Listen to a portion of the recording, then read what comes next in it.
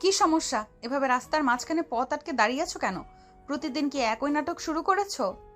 তোমার কি সাহস একটু বেশি বেড়ে গেছে? আমি কি তোমার ইয়ার্কি করার পাত্রী?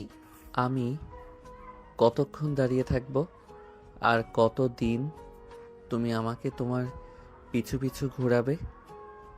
আমি তোমাকে কতদিন ধরে বলছি যে আমি তোমাকে ভালোবাসি, কিন্তু তুমি কোনো উত্তর দিচ্ছ না কেন? আজ তোমাকে উত্তর দিতেই হবে, নয়তো আজ একটা কিছু হয়ে যাবে। অনন্যা তার দামি লাল গাড়ির সামনে দাঁড়িয়ে রাগে কাঁপছিল। সে অফিসের জন্য খুব সুন্দর করে সেজে বের হয়েছিল, কিন্তু নীরবের এই প্রতিদিনের ঝামেলা তার মেজাজটাই বিগড়ে দিয়েছে। সে তার হাতের ঘড়িটার দিকে একবার তাকিয়ে আবার নীরবের দিকে তাকালো। এ তুই কি পাগল হয়ে গেছিস? তোর মাথায় কি কোনো সমস্যা আছে? তুই জানিস তোর আর আমার বয়সের পার্থক্য কত? তুই আমাকে ভালোবাসার কথা বলছিস কোন সাহসে? আমার সাথে কি তোকে মানায়? আয়নায় নিজের চেহারা দেখেছিস কখনো? তুই এখনো বাচ্চা ছেলে, আর আমি একটা সাম্রাজ্য চালাই। এখানে মানানসই হওয়ার কি আছে অনন্যা? দেখো, ভালোবাসার কাছে বয়স কোনো বিষয় না। আমি তোমাকে ভালোবাসি, তোমার বয়স কত সেটা আমার দেখার দরকার নেই। তুমি কেন বারবার বয়সের কথা তুলে আমাকে দূরে সরিয়ে দিচ্ছ? আমি তো তোমার সম্পত্তি দেখে আসিনি, আমি তো তোমার এই রাগী চোখের মায়া দেখে এসেছি। কারণ এটাই বাস্তব। তুই মাত্র ভার্সিটি শেষ করলি আর আমি এই শহরের এত বড় একটা কোম্পানি চালাই। আমার সোসাইটি আর আমার বন্ধুদের সামনে তোকে নিয়ে গেলে লোকে আমাকে নিয়ে হাসাহাসি করবে। লোকে বলবে অনন্য একটা পিচ্চি ছেলের সাথে প্রেম করছে। ভাবতে পারছিস আমার কতটা ইজ্জত যাবে? আমার স্ট্যাটাস আর তোর স্ট্যাটাস কি এক? লোকের কথায় তোমার কি দরকার? জীবনটা কি তোমার নাকি লোকেদের? যারা হাসাহাসি করবে তারা কি তোমার বিপদে আসবে? আমি তোমাকে অনেক কেয়ার করব, অনেক সম্মান দেব। একটা প্রতিষ্ঠিত মেয়ে কি তার চেয়ে বয়সে ছোট ছেলেকে ভালোবাসতে পারে না? এটা কি অপরাধ? তুমি শুধু একবার আমার হাতটা ধরো, দেখো আমি তোমাকে কতটা সুখে রাখি। আরে ভাই, এসব কথা শুনতে ভালো লাগে কিন্তু বাস্তবে চলে না। তুই আমাকে কি খাওয়াবি? বাবার টাকায় চলিস আর স্বপ্ন দেখিস আমাকে বিয়ে করার? তোর হিম্মত দেখে আমি অবাক হই। আমার 1 মাসের ইনকাম দিয়ে তোর মতো কয়েকজনের সারা জীবনের খরচ চলে যাবে।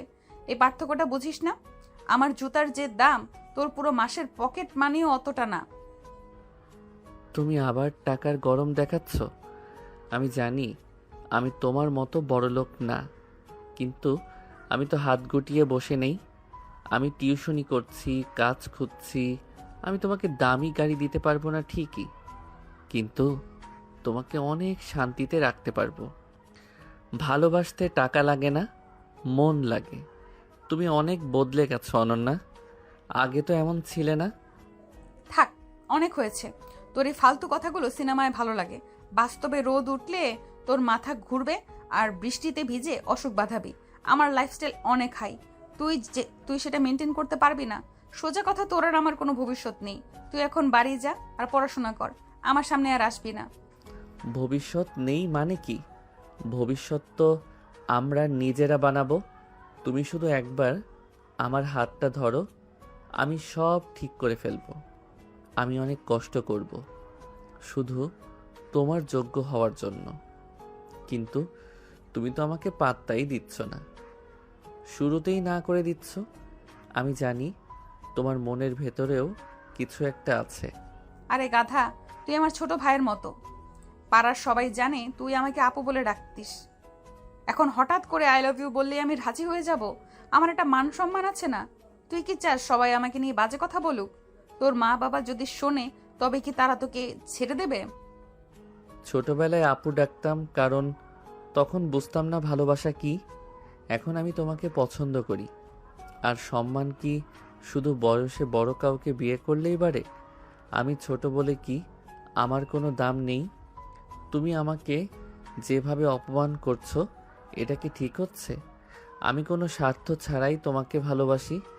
তুমি যতই আমাকে তাড়াও না কেন, আমি তোমার পিছু ছাড়ছি না। নীরব অনন্যার একদম কাছে চলে আসে। সে অনন্যার চোখের দিকে এমনভাবে তাকায় যে অনন্যা এক মুহূর্তের জন্য কাঁপিয়ে ওঠে, কিন্তু পরক্ষণেই সে নিজেকে সামলে নেয় এবং ভীষণ বিরক্ত হয়ে এক পা পিছিয়ে যায়। তোর সাহস তো অনেক। তুই এখন আমার গায়ে হাত দিবি? তুই যদি এখন রাস্তা না ছাড়িস তবে আমি সিকিউরিটিকে ডাকবো। তারা তোকে ঘাট ধরে এখান থেকে বের করে দিবে। তুই কি চাস তোকে সবার সামনে একটা চর মানি? তোকে আমি চিনি, বড়লোক আর সিনিয়র আপু দেখে পটাতে আসছিস, যাতে সারা জীবন কাজ না করে বসে বসে আমার ঘাড়ে চেপে খেতে পারিস। তুমি আমাকে এই নিচু কথা বলতে পারলে অনন্যা? আমি তোমার জন্য কত রাত জেগেছি, কতদিন তোমার অফিসের সামনে রোদ বৃষ্টিতে দাঁড়িয়ে থেকেছি, সেটা কি তোমার চোখে পড়ে না? টাকার লোভ থাকলে আমি অন্য কোথাও দেখতাম। আমি শুধু তোমাকেই চেয়েছি, কিন্তু আজ তুমি আমার ভালোবাসাকে অপমান করলে। ঠিক আছে, আজ আমি চলে যাচ্ছি, কিন্তু মনে রেখো, তুমি যতই পালাই পালাই করো, তোমাকে আমি স্বীকার করিয়েই ছাড়ব যে তুমি আমাকে ভালোবাসো। যা যা, অনেক দেখেছি তোর মতো ছেলে। তোর জন্য আমি ডাকবো? হাসালি আমাকে। তোর মতো হাজারটা ছেলে আমার পেছনে ঘুরে, তুই গেলে আমার কোনো সমস্যা নেই, আপদ বিদায় হবে। রাস্তা ছাড় এখন, আমার ইম্পর্টেন্ট মিটিং আছে। আর শোনো, কাল থেকে যেন আমাকে আর আমার বাড়ির সামনে তোমাকে না দেখি। নীরব আর কোনো কথা না বলে রাগে ও দুঃখে ওখান থেকে হনহন করে চলে গেল। অনন্যা একটা লম্বা শ্বাস নিয়ে গাড়িতে গিয়ে বসলো। সে মনে মনে ভীষণ বিরক্ত হয়ে বিড়বিড় করতে লাগলো। এই ছেলে তো আমাকে পাগল করে ছাড়বে। কি জানি কোন কুলক্ষণে ওই ছেলের সাথে সেদিন আমার দেখা হয়েছিল। কেন যে সেদিন ওই অন্ধকার গলিতে আমি ওকে সাহায্য করতে গিয়েছিলাম। যদি সেদিন ওর ঘটনাটা না ঘটতো তবে আজ নীরব আমার সামনে দাঁড়ানোর সাহসই পেত না। উফ, ওই রাতের কথাগুলো মনে পড়লে এখনো আমার গায়ের লোম খাড়া হয়ে যায়। নীরব কি জানে সেদিন আমি আসলে ওখানে কেন গিয়েছিলাম? ও কি সব জেনে বুঝেই আমার পিছু নিয়েছে, নাকি এর পেছনে বড় কোনো চাল আছে? অনন্যা গাড়ি চালিয়ে অফিসের দিকে চলে যায় ঠিকই, কিন্তু তার চোখে মুখে স্পষ্ট ভয়ের ছাপ ছিল। অন্যদিকে নীরব রাস্তার মোড়ে দাঁড়িয়ে একটা কুটিল হাসি দিল। সে পকেট থেকে একটা পুরনো ছেঁড়া ছবি বের করে দেখল। ছবিটা অনন্যা আর একটা রহস্যময় লোক দাঁড়িয়ে আছে। তুমি ভাবছো আমি কিছুই জানি না অনন্যা? তুমি আমাকে যত তাচ্ছিল্য করবে আমি তত তোমার কাছে আসব। তোমাকে তো আমার কাছে আসতেই হবে, কারণ ওই রাতের সেই রহস্যের চাবিকাঠি তো আমার কাছেই আছে। তোমাকে আমি ভালোবাসবো, আবার ওই ভুলের শাস্তিও দেব। দেখা যাক শেষ পর্যন্ত কি হয়। ড্রাইভার, গাড়িটা কি আর একটু জোরে চালানো যায় না? জ্যামের কারণে রাস্তার মাঝখানে এইভাবে বসে থাকলে আমার দিনটাই বরবাদ হয়ে যাবে। এমনিতেই সকালে ওই ফালতু ছেলেটার জন্য মেজাজটা বিগড়ে আছে। অনন্যা তার লাল বিএমডাব্লিউর পেছনের সিটে বসে বিরক্ত হয়ে আইফোন টিপছিল। ঠিক তখনই জানালার কাচের উপর কেউ টোকা দিল। অনন্যা কাচ নামিয়ে দেখল নীরব একগাল হাসি নিয়ে দাঁড়িয়ে আছে। তার এক হাতে একটা দামি কফি আর অন্য হাতে একটা চিরকুট। হাই বিউটিফুল, ট্রাফিক জ্যামে বোর হচ্ছ দেখে তোমার জন্য কোল্ড কফি নিয়ে এলাম। আর এই নাও একটা স্পেশাল চিরকুট। তোমার অফিসের বোরিং মিটিংয়ের মাঝে পড়ো, মন ভালো হয়ে যাবে। তোমার সাহস তো কম না। আমার গাড়ির কাছে আসার পারমিশন তোমাকে কে দিয়েছে? আর তোমার এই সস্তা কফি আমি খাবো? জানো আমি কোন ব্র্যান্ডের কফি খাই? এই কফিটা এখনই ডাস্টবিনে ফেলে দাও আর আমার চোখের সামনে থেকে দূর হও। কফিটা সস্তা হতে পারে, কিন্তু এর পেছনের ভালোবাসাটা অনেক দামি অনন্যা। আর তুমি তো সবসময় দামি জিনিসই বোঝো, মানুষের মনটা বুঝতে পারো না। এই যে জানালার কাচ নামিয়ে আমার সাথে কথা বললে, এটাই তো আমার জন্য অনেক বড় পাওয়া। আজ তোমাকে এই কড়া রোদেও কি যে সুন্দর লাগছে। তোমার ন্যাকামি বন্ধ করো তো নীরব। তুমি কি ভাবো প্রতিদিন এভাবে রাস্তা আটকে দাঁড়ালেই আমি তোমার প্রেমে পড়ে যাব? আমি অনন্যা রহমান। আমার বাবা এই শহরের কত বড় লোক সেটা তুমি জানো না। তোমার মতো বেকার ছেলেদের আমি পাত্তা দেওয়ার সময় পাই না। রাস্তা ছাড়ো, গাড়ি ছাড়বে এখন। তোমার বাবার টাকা আছে বলে কি তোমার নিজের কোনো মন নেই? আমি তো তোমার বাবার টাকা দেখে প্রেম করতে আসিনি। আমি তো এসেছি তোমার এই অহংকারী মনের ভেতর একটু জায়গা করে নিতে। তুমি যতই রাগ দেখাও না কেন, আমি জানি এই রাগের আড়ালে মায়া আছে। কফিটা অন্তত রাখো প্লিজ। একদমই না। তোমার হাত থেকে কিছু নেওয়া মানেই আমার জাত চলে যাওয়া। ড্রাইভার, কাজটা তুলে দাও তো। আর এই ছেলেটা যদি আবার সামনে আসে তবে সরাসরি ধাক্কা দিয়ে চলে যাবে। আমি ওর এই আদিক্ষেতা আর সহ্য করতে পারছি না। কাজ তুললে তো আরও ভালো, বাইরের শব্দ আসবে না। তুমি চিরকুটটা রেখে দাও, ওখানে লেখা আছে তুমি কেন কাল রাতে আমার স্বপ্নে হানা দিলে। তুমি কি জানো অনন্যা, রাগলে তোমাকে আরও বেশি কিউট লাগে, মনে হয় একটা লাল টমেটো রেগে আগুন হয়ে আছে। স্টুপিড, তোমার এই ফালতু ফ্লার্ট শোনার জন্য আমি বসে নেই। তুমি কি ভেবেছো আমি তোমার মতো ছেলেদের সাথে রিকশায় ঘুরে কুলফি খাবো? আমার স্ট্যান্ডার্ড দেখো আর তোমার অবস্থা দেখো। আমার সাথে কথা বলার যোগ্যতাও তোমার নেই। নিজেকে কি মনে করো তুমি? আমি নিজেকে তোমার হবু বর মনে করি। এখন যোগ্যতা নেই, ঠিক আছে, একদিন এই যোগ্যতা আমি ঠিকই অর্জন করব। তখন দেখব তুমি তোমার এই বিএমডাব্লিউ গাড়ি থেকে নেমে আমার হাত ধরো কিনা। আমি জাস্ট সময়ের অপেক্ষা করছি অনন্যা। স্বপ্ন দেখা ভালো, কিন্তু দিবা স্বপ্ন দেখা বোকামি। যাও এখান থেকে, নিজের চেহারা আয়নায় দেখে এসো। কাল যেন আমার গাড়ির আশেপাশে তোমাকে আর না দেখি। যদি আবার ডিস্টার্ব করো তবে বাবার বডিগার্ড দিয়ে তোমাকে এমন মার খাওয়াবো যে নড়াচড়া করতে পারবে না। তোমার হাতের মার খেতেও আমি রাজি আছি, অন্তত তোমার ছোঁয়া তো পাবো। ঠিক আছে, আজ যাচ্ছি, কিন্তু চিরকুটটা তোমার সিটের উপর রেখে গেলাম। বাসায় গিয়ে নির্জনে পড়ে দেখো, তোমার এই পাথরের মতো হৃদয় একদিন গলবে অনন্যা, আমি গড়িয়েই ছাড়বো। নীরব কথাগুলো বলে একটা হাসি দিয়ে ভিড়ের মাঝে মিশে গেল। অনন্যার আগে চিরকুটটা দলা পাকিয়ে ফেলে দিতে গিয়েও থামলো। সে এক অদ্ভুত অস্বস্তিতে পড়ে গেল। কেন জানি তার ভেতরে একটা চাপা কৌতূহল কাজ করতে শুরু করলো। কি এক পাগল ছেলে জুটলো কপালে। এত অপমানের পরেও কি করে কেউ এভাবে হাসতে পারে? উফ, আমার ক্যারিয়ার আর ইমেজের 12টা বাজিয়ে ছাড়বে এই ছেলেটা। আমাকে অন্য কিছু ভাবতে হবে। গাড়ি জ্যাম কাটিয়ে চলতে শুরু করলো। অনন্যা জানালা দিয়ে বাইরের দিকে তাকিয়ে ভাবছিল, এই নীরবকে থামাতে হলে তাকে আরো বেশি কঠোর হতে হবে। কিন্তু নীরবের সে আত্মবিশ্বাসী চাহনি অনন্যার মনে বারবার ধাক্কা দিচ্ছিল। কি শুরু করেছো নীরব? তুমি কি রাস্তার মাঝখানে এখন সিন ক্রিয়েট করবে? গাড়ি ছাড়ো বলছি, আমার লেট হচ্ছে। অনন্যা তার অফিসের সামনে গাড়ি থেকে নামা মাত্রই নীরব তার পথ আগলে দাঁড়ালো। নীরবের চোখে আজ অন্যরকম একটা জেদ। সে অনন্যার খুব কাছাকাছি গিয়ে দাঁড়ালো, এতটাই কাছে যে অনন্যা কিছুটা হকচকিয়ে দুপা পিছিয়ে গেল। অনেক তো হলো অনন্যা, আর কতদিন এই ইঁদুর বেড়াল খেলবে আমার সাথে? আমি তোমাকে বলেছি না যে আমি তোমাকে চাই? তুমি আমাকে এড়িয়ে যাওয়ার যত চেষ্টা করছো আমি তত বেশি তোমার কাছে আসব। এখন থেকে এটাই হবে। সাহস তো তোমার কম না। তুমি আমার পার্সোনাল স্পেসে ঢোকার চেষ্টা করছো। সরে দাঁড়াও নীরব, লিমিট ক্রস করো না। আমি চাইলে এই মুহূর্তে পুলিশ ডাকতে পারি। তোমার এই অ্যাগ্রেসিভ বিহেভিয়ারের জন্য তোমাকে জেলের ভাত খেতে হতে পারে। পুলিশের ভয় আমাকে দেখিও না। তুমি জানো আমি তোমাকে কতটা ভালোবাসি, আর ভালোবাসা আদায় করে নিতে আমি যে কোনো পর্যায়ে যেতে পারি। তুমি তোমার এই বড়লোক বাপের অহংকার নিয়ে বসে থাকো, কিন্তু মনে রেখো তোমার এই পাথরের মতো মনটা আমি ভেঙেই ছাড়ব। আমি তোমার ওই দামি পারফিউমের গন্ধ না, তোমার নিঃশ্বাসের শব্দ শুনতে চাই। কি বলছো এসব ফালতু কথা? তুমি কি পাগল হয়ে গেছো? তোমার আর আমার মধ্যে কোনোদিন কিছু হওয়া সম্ভব না। তোমার মতো নিচু মানসিকতার ছেলের সাথে আমি এক মুহূর্ত কথা বলতে চাই না। তুমি স্রেফ একজন অবসেসড সাইকো। সবাইকে বলো আর যাই বলো, আমি তোমার কাছাকাছি থাকবই। তুমি সকালে অফিসে যাওয়ার সময় কার জন্য অপেক্ষা করো আমি জানি। তুমি যখন আয়নার সামনে দাঁড়িয়ে সাজো তখন কি একবারও আমার কথা মনে পড়ে না? আমি তোমাকে জোর করব না অনন্যা, কিন্তু আমি তোমাকে বাধ্য করব আমাকে ভালোবাসতে। আমার জেদ তোমার অহংকারের চেয়ে অনেক বড়। নীরব অনন্যার হাতটা শক্ত করে চেপে ধরল। অনন্যা অবাক হয়ে গেল নীরবের এমন আচরণে। সে হাত ছাড়ানোর চেষ্টা করলো, কিন্তু নীরবের শক্তির কাছে সে পেরে উঠল না।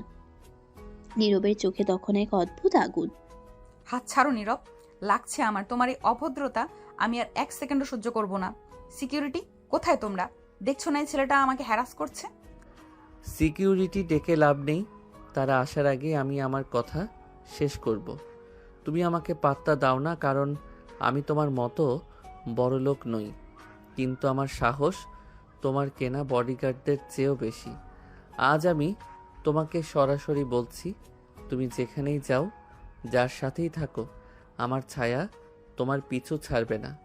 আমি তোমাকে আমার করেই ছাড়বো, সেটা ভালোবেসে হোক আর জেদ দিয়ে হোক।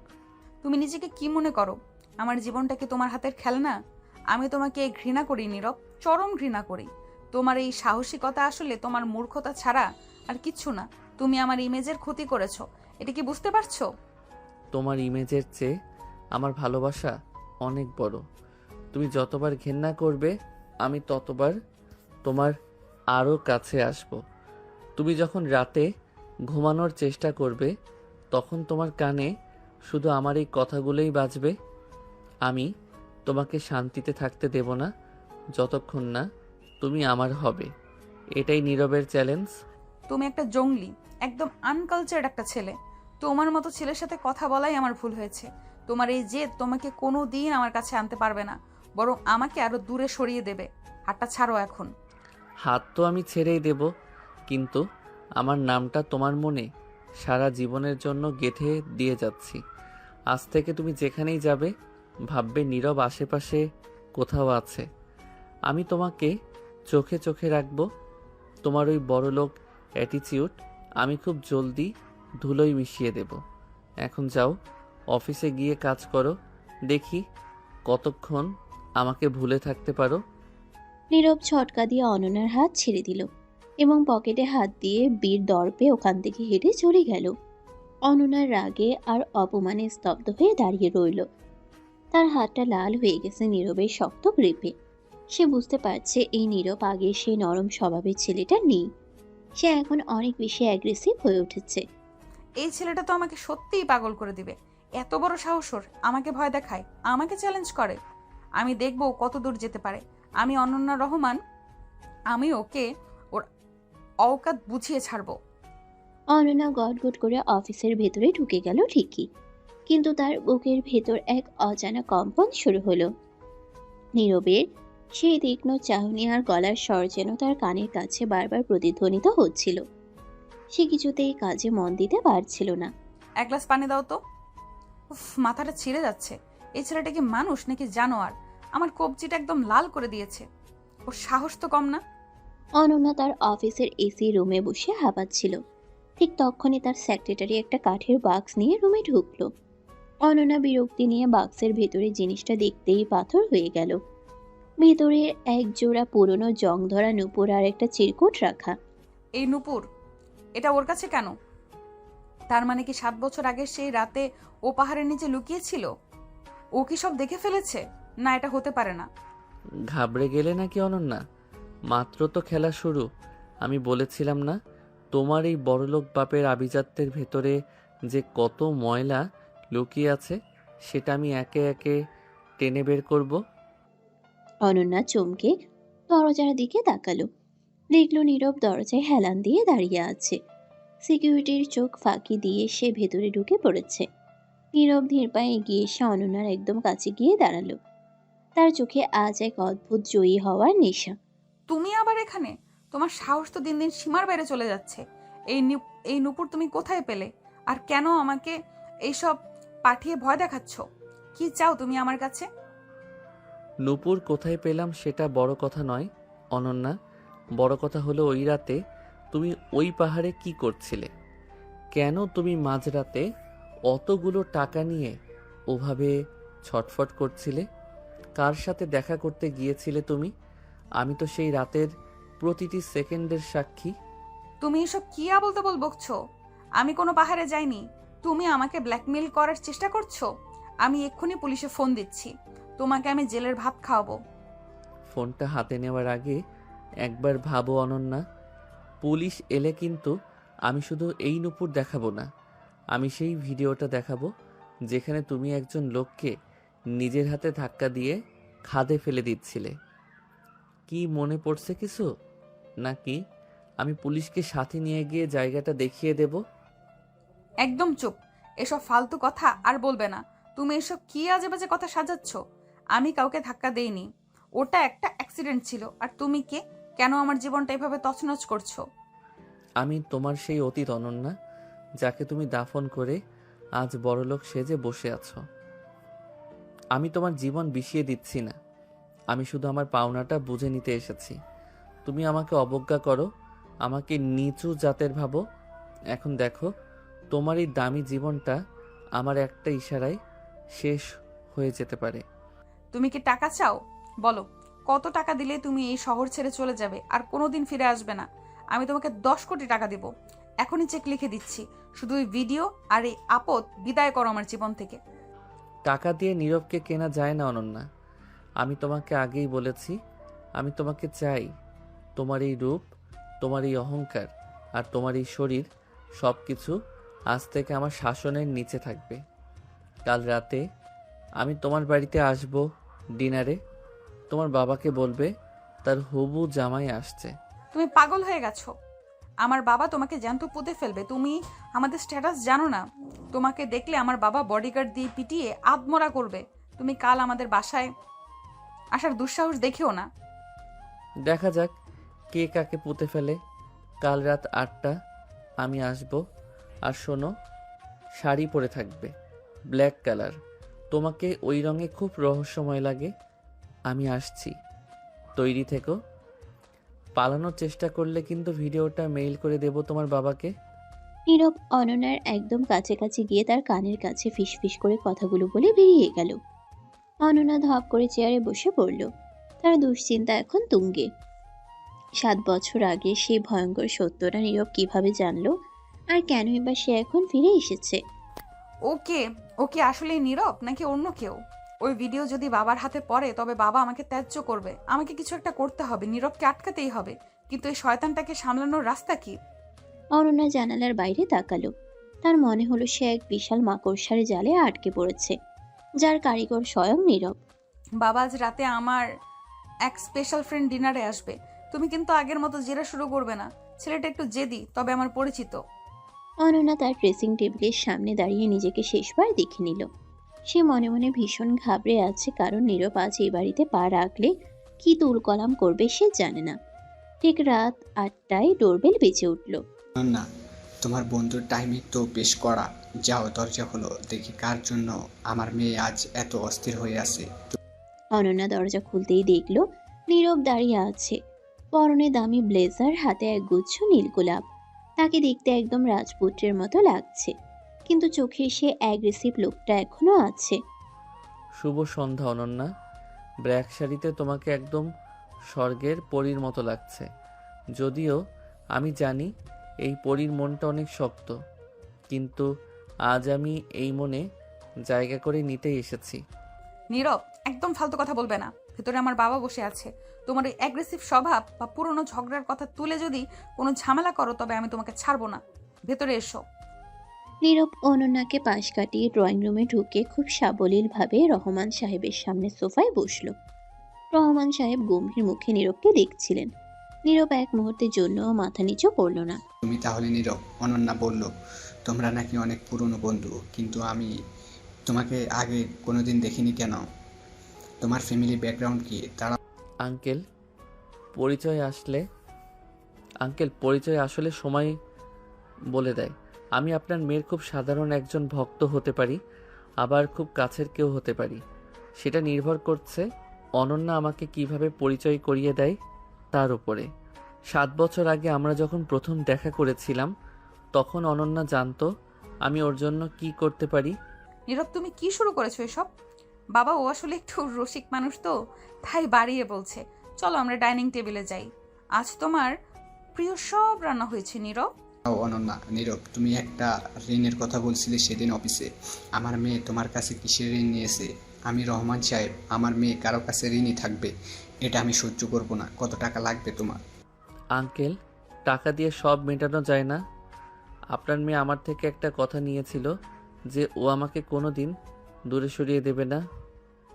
ও কথা দিয়েছিল যে ওর আভিজাত্য বা বাবার টাকা আমাদের মাঝে কোনো দিন দেওয়াল হবে না। কিন্তু অনন্যা এখন শুধু সেই দেয়ালটাই তুলে রেখেছে। আমি তো সেই দেওয়াল ভাঙতে এসেছি। তুমি কেন ভুল বুঝছো নীরব? আমি তোমাকে দূরে সরিয়ে দেইনি, কিন্তু আমাদের জীবনযাপন আলাদা। তুমি কেন বুঝতে চাইছো না যে আমাদের স্ট্যাটাস এক না? বাবা ও যা বলছে সব আবেগ দিয়ে বলছে, ওর কথায় কান দিও না। আবেগ না অনন্যা, এটা অধিকার। এই দেখো আঙ্কেল, এই আংটিটা অনন্যা 7 বছর আগে আমাকে পরিয়ে দিয়েছিল।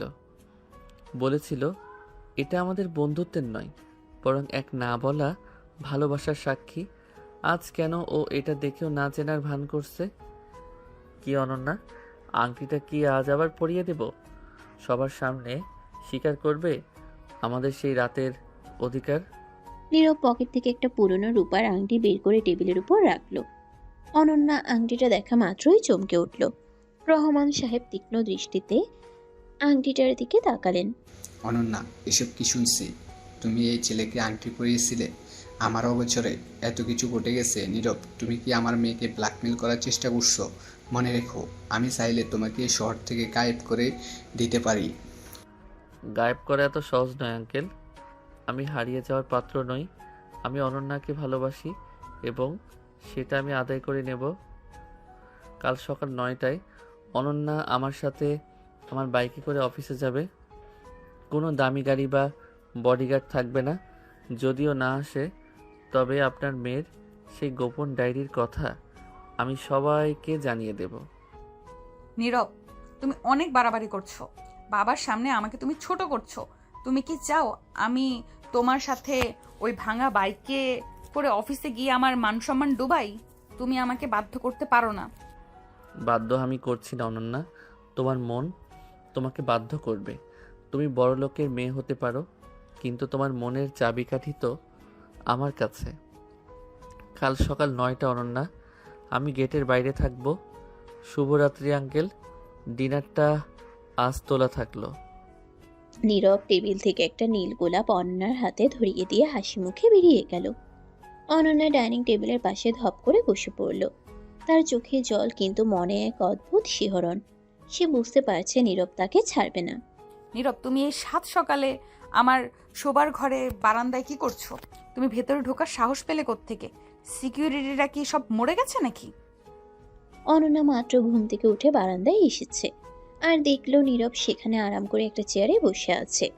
তার চোখে আজ এক অদ্ভুত ভয়ঙ্কর জেদ আর মুখে সেই বাঁকা হাসি। অনন্যা রাগে কাঁপছে, কিন্তু জোরে চিৎকার করতে পারছে না, কারণ পাশের রুমে তার বাবা ঘুমোচ্ছেন। চিৎকার করে কোনো লাভ নেই অনন্যা। আমার সিকিউরিটিরা এখন অঘরে ঘুমাচ্ছে। আমি এখানে এসেছি আমাদের সব হিসেব চুকিয়ে দিতে। অনেক তো ন্যাকামি করলে, এবার সরাসরি কাজের কথায় আসি। আজ আমি যা বলবো তুমি ঠিক তাই করবে। তুমি একটা জঘন্য লোক নীরব। আমার ঘরে ঢোকার সাহস কোত্থেকে পাও তুমি? আমি চাইলে এক্ষুনি পুলিশে ফোন দিয়ে তোমাকে জেল খাটাতে পারি। কি চাও তুমি আমার কাছে? টাকা? স্ট্যাটাস? কত টাকা দিলে তুমি বিদায় হবে? আমার টাকা লাগবে না অনন্যা, আমি শুধু তোমাকে চাই, আর সেই চাওয়াটা আজই পূর্ণ হবে। এই ক্যামেরাটা দেখছো? এখানে এমন কিছু ভিডিও আছে যা দেখলে তোমার বাবার সম্মান 1 সেকেন্ডে ধুলোয় মিশে যাবে। আমি চাইলেই ওটা ভাইরাল করে দিতে পারি। তুমি আবার ব্ল্যাকমেল করছো? কি আছে ওই ভিডিওতে? 7 বছর আগের সেই রাতের কথা তো আমি আগেই বলেছি, ওটা একটা ভুল ছিল। তুমি কি ওটা নিয়ে সারা জীবন আমাকে নাচাবে? শুধু 7 বছর আগের কথা নয় অনন্যা, এই ভিডিওতে তোমার বর্তমানের অনেক গোপন সত্যি আছে। লোকে জানবে রহমান সাহেবের দাপুটে মেয়ে অনন্যা আসলে তলে তলে কি করে। এখন আমার কথা মন দিয়ে শোনো।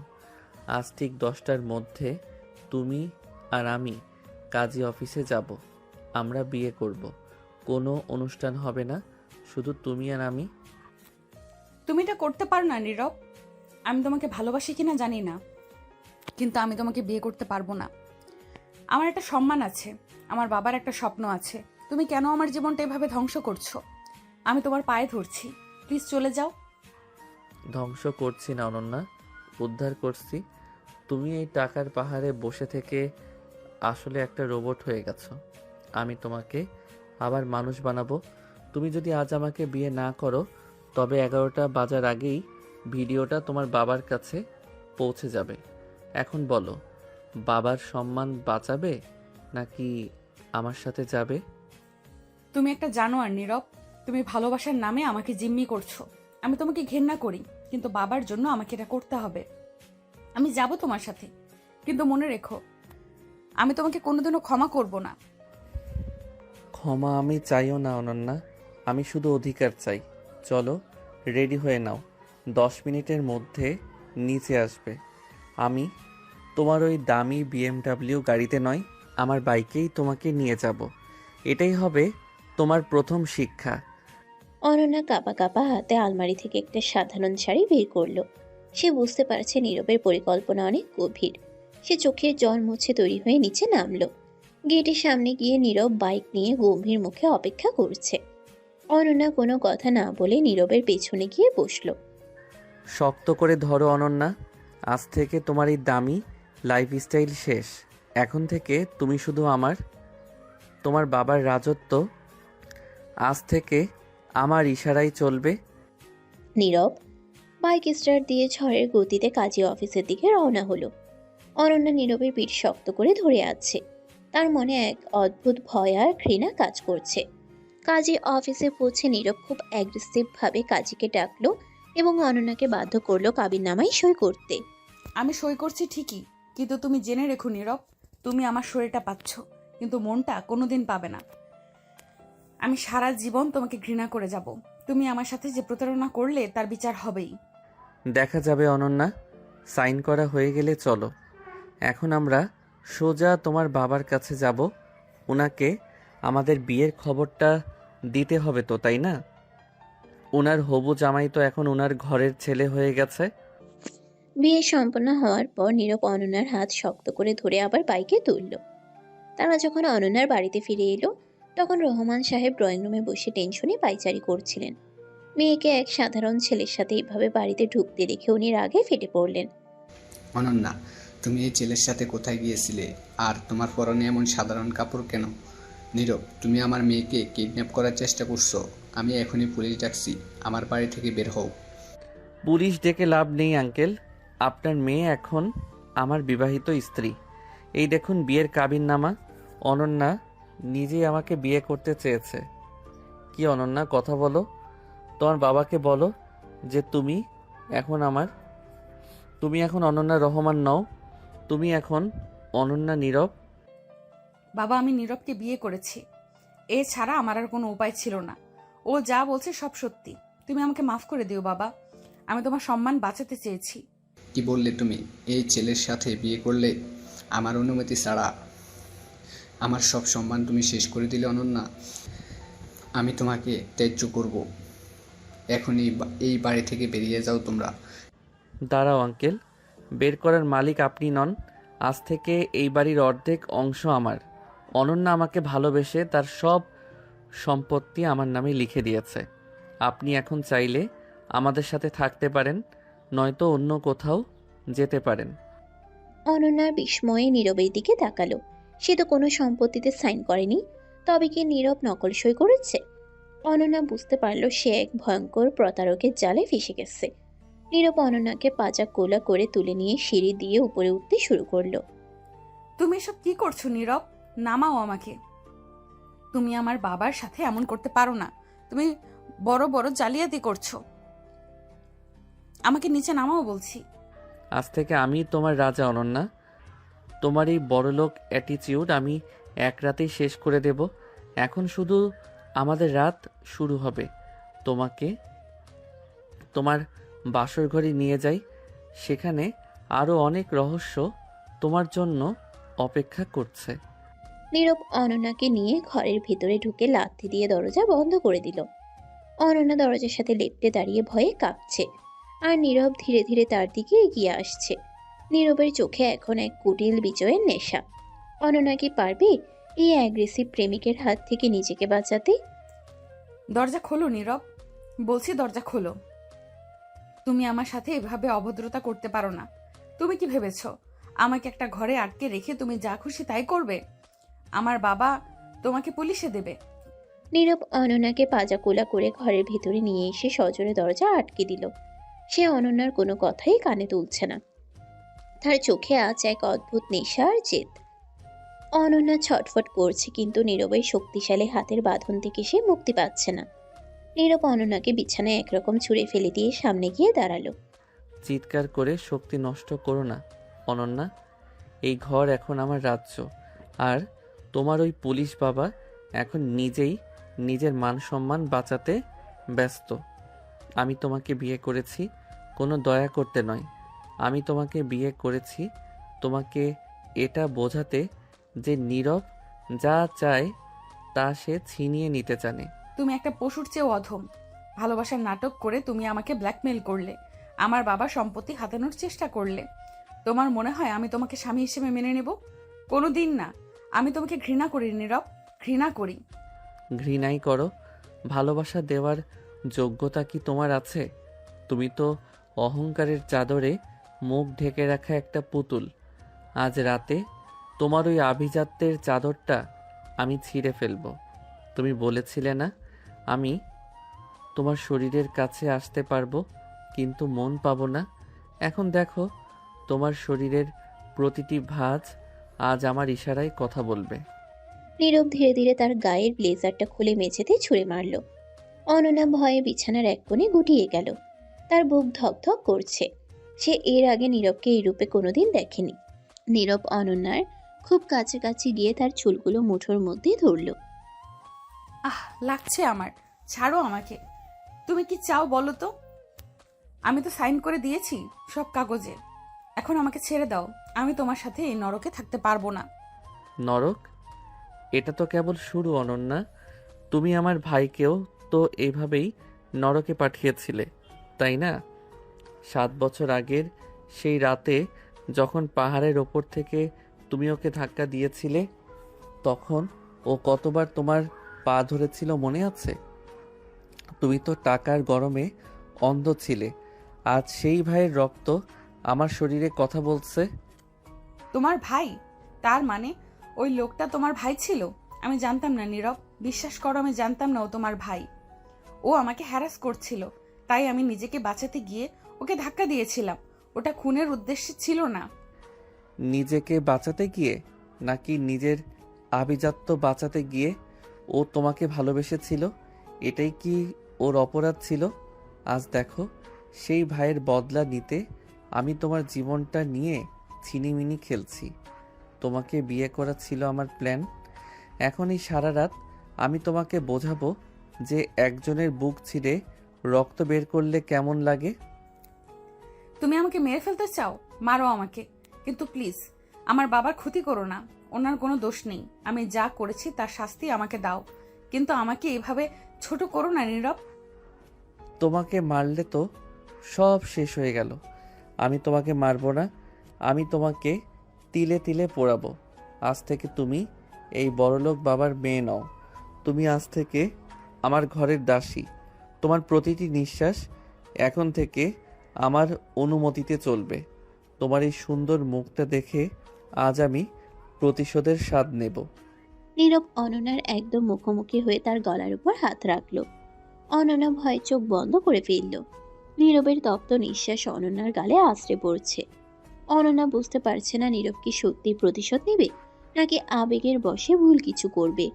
নীরব হঠাৎ অনন্যার শাড়ির আঁচলটা টেনে ধরল। নীরব না, প্লিজ এমন কিছু করো না। আমি তোমার পায়ে ধরছি। তুমি তো আমাকে ভালোবাসতে, তবে কেন এমন করছো? ভালোবাসা কি কোনোদিন প্রতিশোধ হতে পারে? ভালোবাসা অনেক আগেই মরে গেছে অনন্যা। এখন শুধু জেদ বাকি আছে। তুমি চেয়েছিলে না আমি তোমার যোগ্য হই? এই দেখো আজ আমি তোমার চেয়েও বেশি শক্তিশালী। তোমার বাবার সব ক্ষমতা আজ আমার পায়ে। এখন বলো কে বড়, তোমার ওই অহংকার নাকি আমার এই জেদ? তুমিই বড় নীরব। আমি হার মেনেছি, আমি সব স্বীকার করছি। তুমি যা বলবে আমি তাই করব। শুধু আমাকে এভাবে অপমান করো না। আমি তোমার স্ত্রী। এই সম্পর্কটার অন্তত একটু সম্মান দাও। স্ত্রী? কাবিন নামায় সই করলেই স্ত্রী হওয়া যায় না। তোমাকে আমার মনের রানী হতে হলে অনেক কাঠখড় পোড়াতে হবে। আজ সারা রাত আমি তোমাকে আমার শাসনের নিচে রাখব। কোনো কথা হবে না, শুধু নীরবতা থাকবে। আর থাকবে তোমার কান্নার শব্দ, যা শুনে আমার বুক শান্ত হবে। নীরব হঠাৎ অনন্যাকে পাজা কোলা করে আবার তুলে নিল। সে অনন্যাকে নিয়ে বারান্দার দিকে এগিয়ে গেল। বাইরের বৃষ্টি বাড়ছে। নীরব অনন্যাকে বৃষ্টির মধ্যে দাঁড় করিয়ে দিল। অনন্যা ভিজছে আর শীতে কাঁপছে। কাঁপছো কেন? 7 বছর আগে আমার ভাইটাও এভাবেই বৃষ্টির রাতে পাহাড়ের নিচে পড়ে কাঁপছিল। আজ তুমি অনুভব করো সেই কষ্ট। কাল সকাল পর্যন্ত তুমি এভাবেই দাঁড়িয়ে থাকবে। যদি এক কদম নড়ো তবে তোমার বাবার ওই ভিডিওটা আমি ইন্টারনেটে লাইভ করে দেব। তুমি সত্যি একটা পাগল। তুমি আমাকে এভাবে শাস্তি দিচ্ছ। আমি মরে যাব নীরব। আমার শরীর এটা সহ্য করতে পারবে না। প্লিজ আমাকে ভেতরে নিয়ে চলো। মরবে না তুমি। পাপীদের মৃত্যু এত সহজে হয় না। দাঁড়িয়ে থাকো এখানে, আমি ভেতরে বসে তোমার কষ্ট দেখব। এটাই হবে আমার বাসর রাতের উপহার। নীরব বারান্দার দরজাটা বাইরে থেকে আটকে দিল। অনন্যা বৃষ্টির মধ্যে একা দাঁড়িয়ে অঝরে কাঁদছে। তার শরীরের দামি শাড়িটা ভিজে লেপটে গেছে। সে বুঝতে পারছে নীরব তাকে ধ্বংস করতে এসেছে। নীরব, আর পারছি না। আমার খুব কষ্ট হচ্ছে। পা দুটো অবশ হয়ে আসছে। দোহাই তোমার, দরজাটা খোলো। বাইরে মুষলধারে বৃষ্টি পড়ছে। অনন্যা বারান্দার এক কোণে গুটিসুটি মেরে বসে আছে। ঠান্ডায় তার ঠোঁট নীল হয়ে গেছে। শরীর কাঁপছে থরথর করে।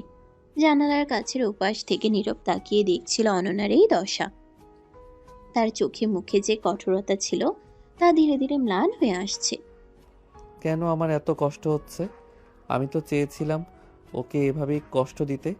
ও কাঁদলে তো আমার হাসার কথা, কিন্তু ওর এই অসহায় মুখটা দেখে আমার বুকটা ফেটে যাচ্ছে কেন? না, আমি দুর্বল হতে পারি না।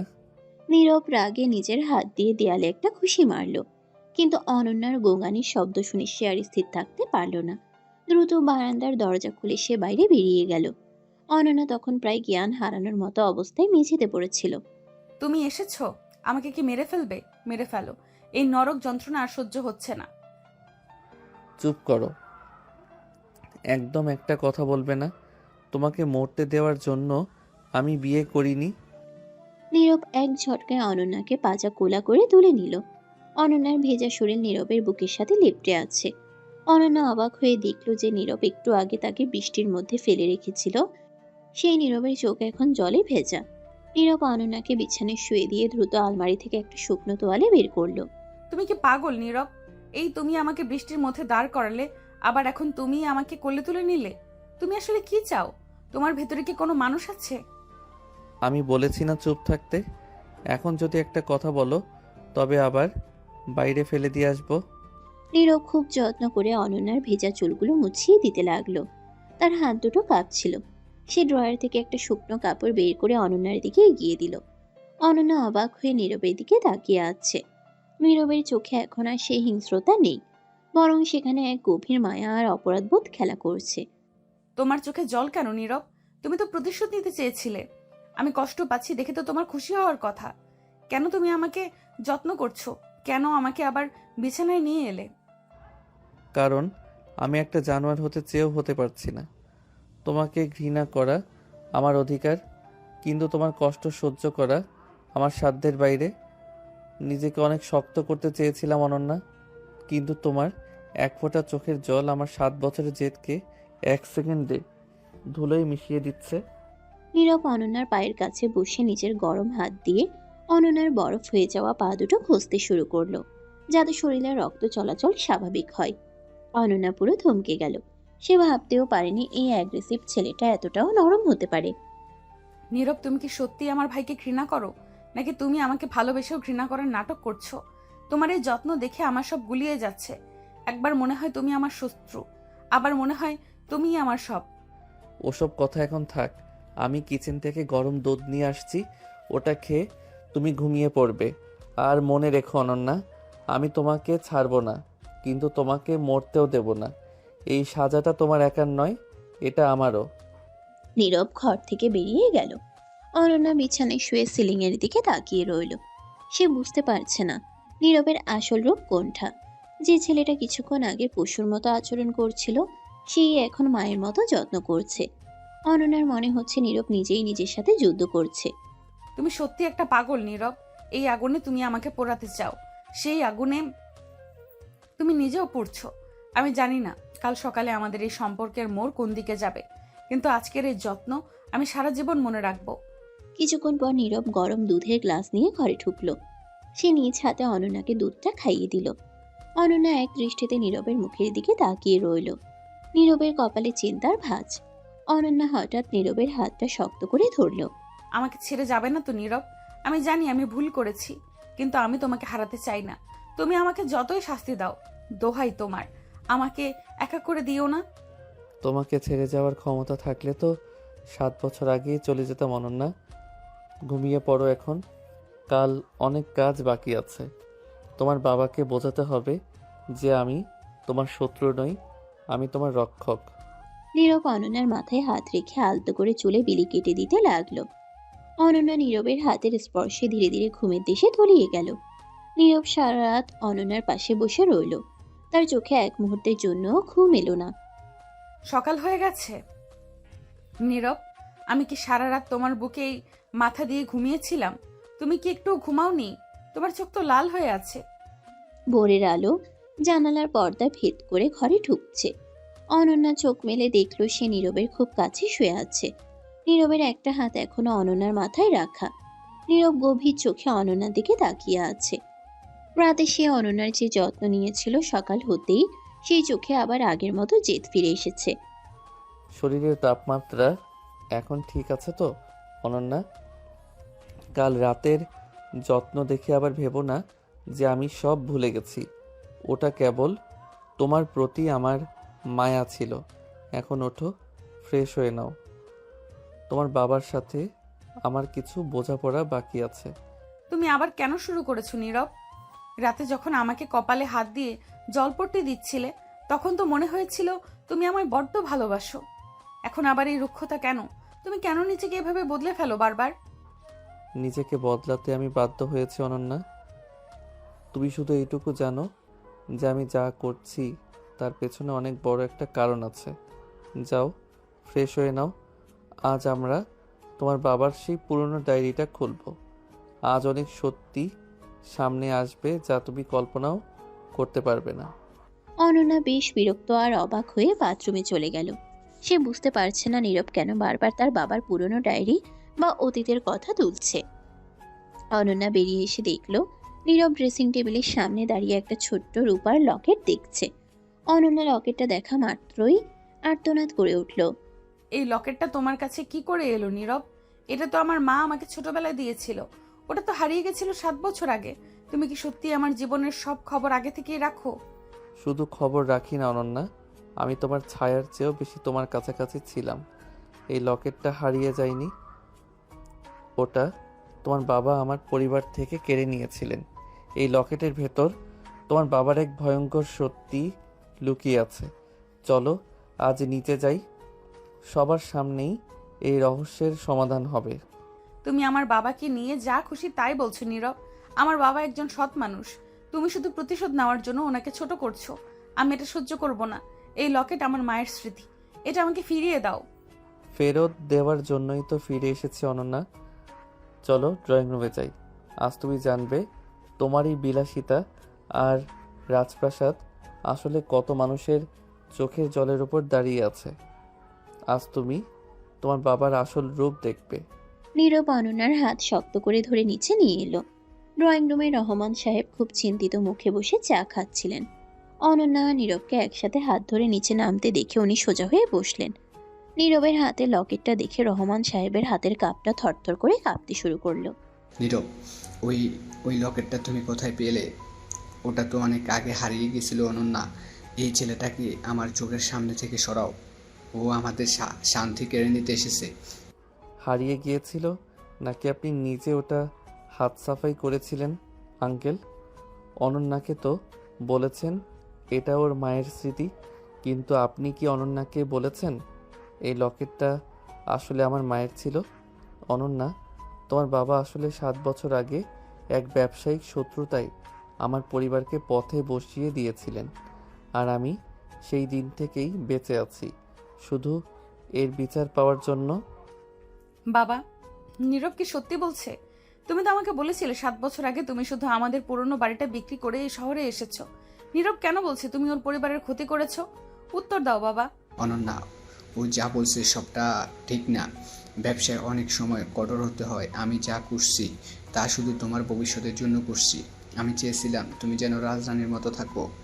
রাজরানী হওয়ার জন্য কি অন্যের স্বপ্ন ভাঙতে হয় আঙ্কেল?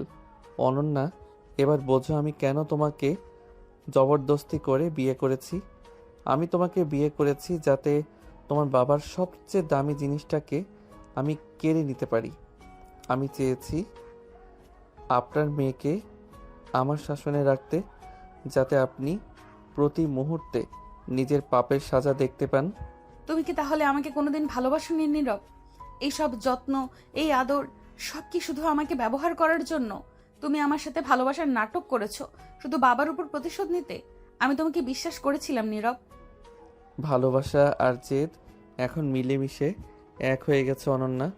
আমি তোমাকে ছাড়বো না, কারণ তুমি আমার অধিকার। কিন্তু এই গল্পের মাস্টার মাইন্ড শুধু তোমার বাবা নয়, আরও একজন আছে, যে এই ড্রয়িং রুমেই এখন আসবে। ঠিক তখনই কলিং বেল বেজে উঠল। নীরব রহস্যময়ী একটা হাসি দিয়ে দরজার দিকে তাকালো। অনন্যা আর রহমান সাহেব দুজনেই দরজার দিকে আতঙ্কিত চোখে তাকিয়ে আছেন। নীরব পকেট থেকে একটা পুরনো ছবি বের করে সোফার উপর রাখলো। ছবিটাতে এটা কে নীরব? আর দরজায় কে এসেছে?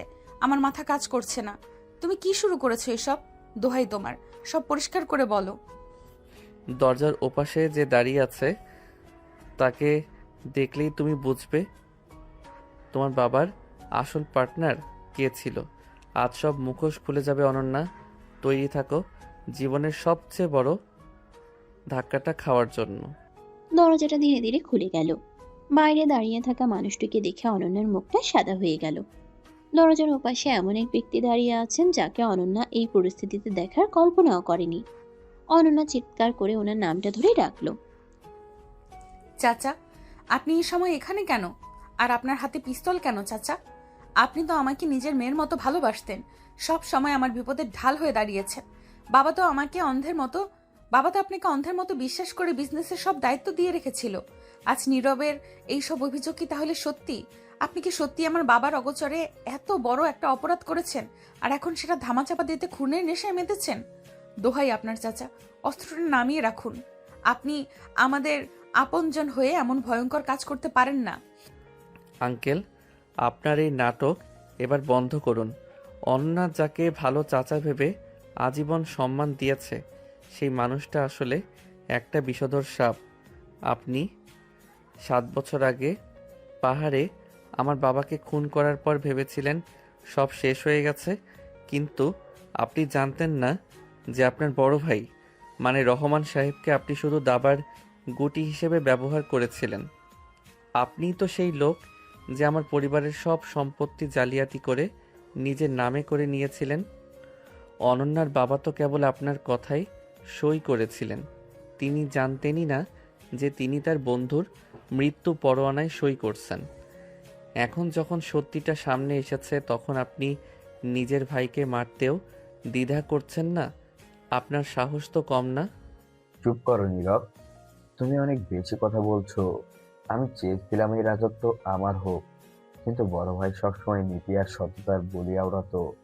তোমার বাবা সব যখন জেনে গেল, তখন তাকে সরানো ছাড়া আমার আর কোনো পথ ছিল না। আমি এই বিশাল সাম্রাজ্য গড়েছি নিজের বুদ্ধিতে, আর বড় ভাই কেবল চেয়ারে বসেই হুকুম চালিয়েছেন। অনন্যা, তুমি তো রাজধানী হয়ে থাকতে চেয়েছিলে, তাই না? আর যদি এই ছেলেটাকে আমি জ্যান্ত ছেড়ে দিই, তবে তোমার বাবার আমি দুজনেই জেলে পচবো। আমি সেটা হতে দেব না। আজ আমি তোমাদের কাউকে এই ঘর থেকে জ্যান্ত বের হতে দেব না। রক্তের দাগ রক্ত দিয়েই মুছতে হয়, আর আমি সেই কাজে অনেক আগে থেকে ওস্তাদ। আপনি এত নীচ হতে পারেন চাচা? আমার বাবা আপনাকে ছোটবেলা থেকে মানুষ করেছেন, নিজের চেয়েও বেশি বিশ্বাস করেছেন। আপনি শুধু টাকার লোভে নিজের ভাই আর ভাইয়ের বন্ধুকে শেষ করে দিতে চাইলেন। আমি আজ ঘৃণা করছি আপনার রক্ত আমার শরীরে বইছে বলে।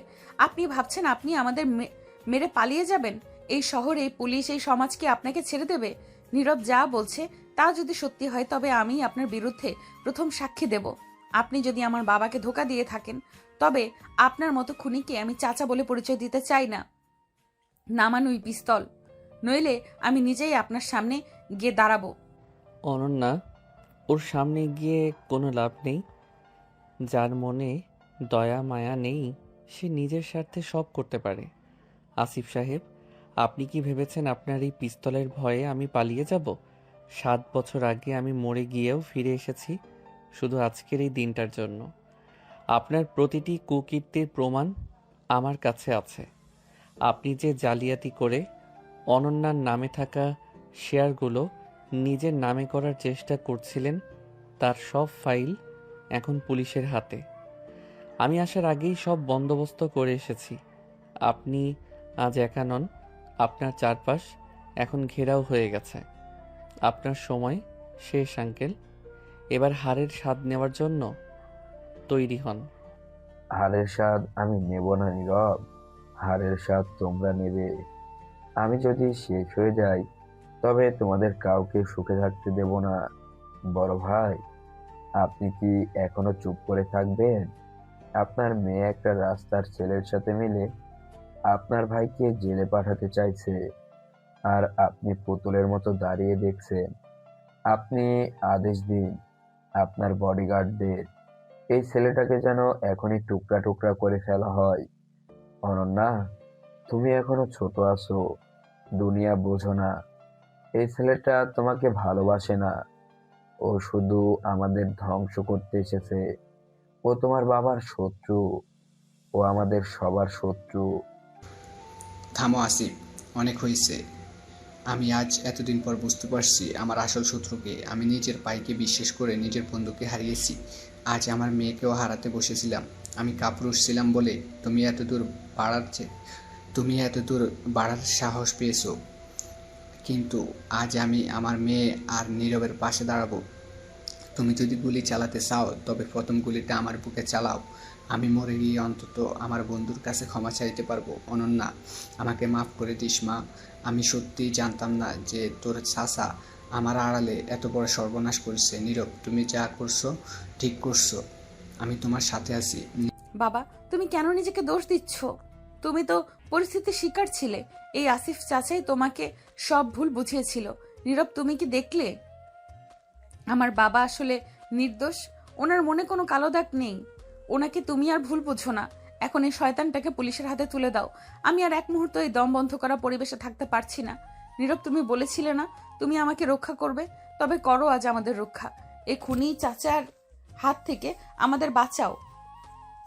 আমি তোমার উপর বিশ্বাস রাখছি নীরব, তুমি আমায় নিরাশ করো না। আমি আমার কথা রাখবো অনন্যা। আসিফ সাহেব, আপনার হাত কাঁপছে কেন? আপনি কি বুঝতে পারছেন আপনার পায়ের নিচ থেকে মাটি সরে গেছে? ওই দেখুন, দরজার বাইরে পুলিশের গাড়ি চলে এসেছে। আপনি কি ভাবছেন একা একটা পিস্তল দিয়ে আপনি পুরো বিশ্ব জয় করবেন? আজ আপনার পাপের ঘোড়া পূর্ণ হয়েছে। আমি আপনাকে মারব না, কারণ আমি আপনার মতো খুনি নই। আমি চাই আপনি সারা জীবন জেলের অন্ধ কোঠরিতে বসে তিলে তিলে মরুন আর ভাবুন কিভাবে আপনি নিজের আপনজনদের হারিয়েছেন।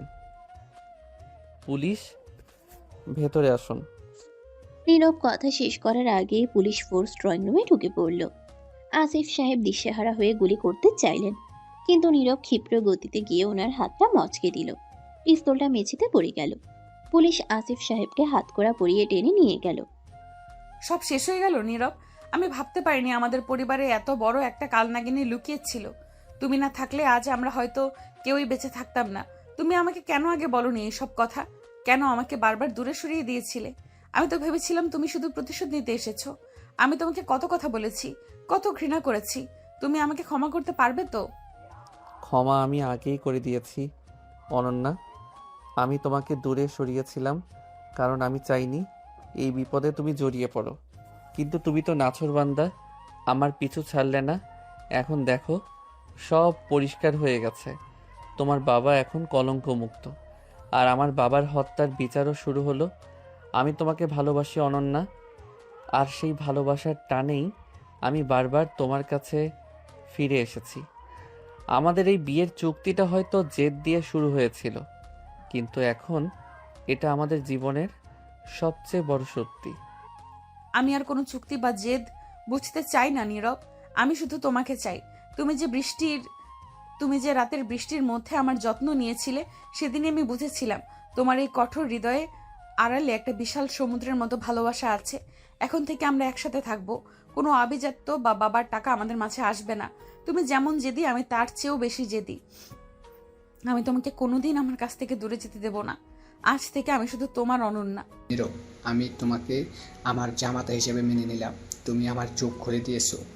আমি আমার কোম্পানির অর্ধেক শেয়ার তোমার নামে করে দেব, যাতে তুমি তোমার বাবা হারানোর সম্মান ফিরিয়ে আনতে পারো। তোমরা সুখী হও। অনন্যা, তুই ঠিক মানুষের হাতই ধরছিস। নীরব, ড্রয়িং রুমের থমথমে ভাবটা কেটে গেল। রোদের আলোয় পুরো ঘরটা ঝলমল করে উঠল। অনন্যা আর নীরব একে অপরের দিকে তাকিয়ে হাসলো। দীর্ঘ 7 বছরের এক রহস্য আর যন্ত্রণার অবসান হলো আজ। আজ আমার বুক থেকে এক বিশাল পাথরের বোঝা নেমে গেল। আমি জানতাম না আমার নিজের ভাই আমার এত বড় সর্বনাশ করছে। আমি তো ভেবেছিলাম তোমার বাবা আমাকে ঘৃণা করে চলে গেছেন, কিন্তু আজ বুঝলাম তাকে দুনিয়া থেকে সরিয়ে দেওয়া হয়েছিল। আমি আমার অপরাধের প্রায়শ্চিত্ত করতে চাই। আমার এই বিশাল ব্যবসা, এই বাড়ি, এই সম্পত্তি, সব কিছুর আসল মালিক তুমি আর তোমার মা।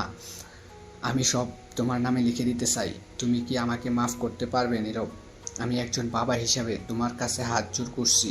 আমার মেয়েটাকে তুমি সুখী রেখো, কারণ ও তোমাকে ছাড়া বাঁচবে না। আঙ্কেল, আপনি বারবার মাফ চেয়ে আমাকে ছোট করবেন না। আপনি পরিস্থিতির শিকার ছিলেন। আসল অপরাধী তো ছিল আসিফ সাহেব। আমি সম্পত্তি বা টাকার জন্য ফিরে আসিনি। আমি এসেছিলাম শুধু আমার বাবার নামের কলঙ্ক মুছতে আর আপনাকে সত্যিটা জানাতে। আপনার এই সম্পত্তি আপনার কাছেই থাকুক। আমি চাই শুধু আপনার দোয়া আর অনন্যার ভালোবাসা। টাকা দিয়ে আমি কি করব যদি আমার আপন মানুষগুলি আমার পাশে না থাকে? আমি অনন্যাকে ঘৃণা করার নাটক করেছি ঠিকই, কিন্তু প্রতিটি মুহূর্তে আমি ওর চোখের জল দেখে নিজের ভেতরে পুড়েছি। আজ থেকে আমি আর আপনার শত্রু নই। আজ থেকে আমি আপনার ছেলে হয়ে এই সংসার সামলাবো। নীরব, তুমি এত বড় মনের মানুষ আমি কল্পনাও করতে পারিনি। আমি তো ভেবেছিলাম তুমি আজ বাবাকে পুলিশের হাতে তুলে দিবে আর আমাকে সারা জীবন দাসী বানিয়ে রাখবে, কিন্তু তুমি তো সব উল্টো করে দিলে। তুমি আমার বাবাকে সম্মান দিলে, আমাকে ভালোবাসা দিলে, আর আমার পরিবারকে ধ্বংস হওয়ার থেকে বাঁচালে। আমি কত বড় ভুল ছিলাম তোমার সম্পর্কে।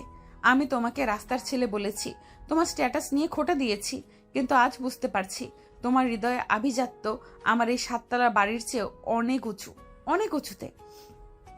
তুমি কি সত্যিই আমাকে এই সব কিছুর পরে আপন করে নেবে নীরব? আমি যে তোমাকে অনেক বেশি ভালোবেসে ফেলেছি। অনন্যা, তোমাকে আপন করে নেওয়ার জন্যই তো আমি এতগুলো বছর অপেক্ষা করেছি। তুমি যখন সেই বৃষ্টির রাতে কাঁদছিলে, তখন আমার খুব ইচ্ছে করছিল তোমাকে জড়িয়ে ধরে বলি যে আমি তোমাকে কতটা ভালোবাসি, কিন্তু আমার জেদ আমাকে আটকে রেখেছিল। আমি চেয়েছিলাম তুমি যেন আগে নিজের ভুল বুঝতে পারো। আভিজাত্য বা টাকা দিয়ে ভালোবাসা কেনা যায় না অনন্যা। ভালোবাসা অর্জিত হয় বিশ্বাস আর ত্যাগের বিনিময়ে। আজ থেকে আমাদের মাঝে কোনো দেয়াল নেই, কোনো বড়লোক গরিবের ভেদাভেদ নেই।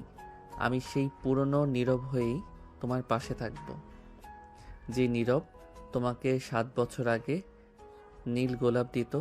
তুমি কি সারাটা জীবন এই পাগলাটে ছেলেটার সাথে কাটাতে পারবে?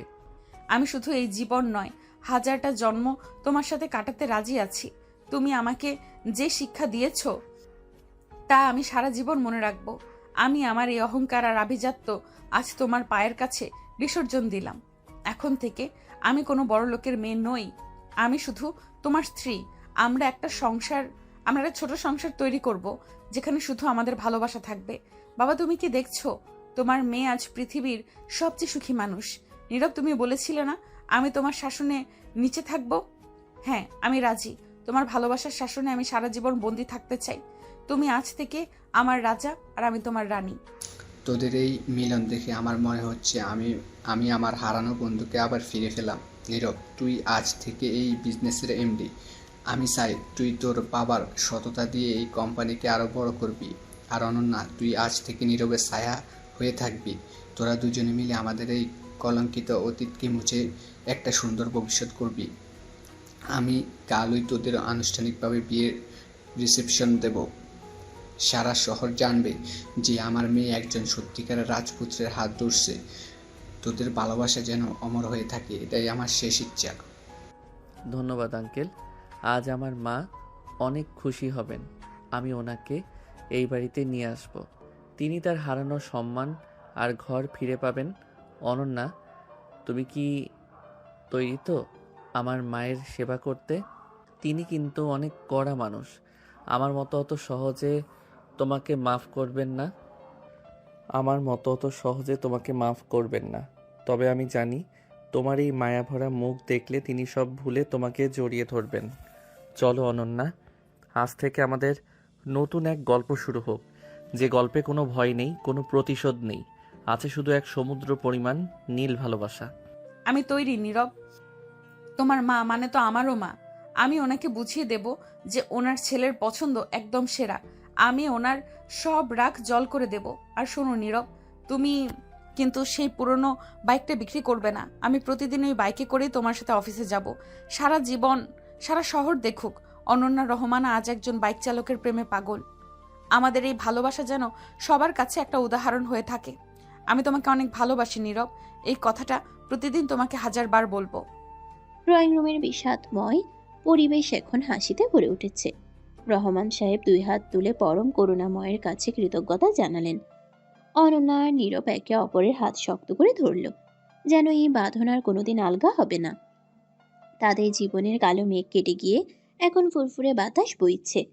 ভালোবাসা আর সততার কাছে শেষ পর্যন্ত প্রতিহিংসার পরাজয় হলো। অনন্যা আর নীরবের এক নতুন স্বপ্নের যাত্রা শুরু হলো। নীরব, তুমি কি সারা জীবন এভাবেই আমার উপর হুকুম চালিয়ে যাবে? আমি কি তোমার কেনা গোলাম? এখন আবার এই 7 সকালে আমাকে নিয়ে চলে যাচ্ছ? তুমি জানো আমার আজ অফিসে একটা ইম্পর্ট্যান্ট মিটিং আছে, অথচ তুমি আমাকে জোর করে একটা জরাজীর্ণ রিকশায় তুলে বসে আছো। আমার BMW গাড়িটা গ্যারেজে পড়ে আছে, আর আমি শহরে ধুলোবালি মেখে রিকশায় ঘুরছি। এটা ভাবলে আমার নিজেরই লজ্জা লাগছে। অনেক তো দামি গাড়িতে চড়ে এসির হাওয়া খেলে অনন্যা, আজ একটু খোলা আকাশের নিচে সাধারণ মানুষের মতো শ্বাস নিয়ে দেখো। তোমার ওই অফিসের মিটিংয়ের চেয়েও জরুরি একটা কাজ আছে আজ, আর লজ্জা পাওয়ার কিছু নেই।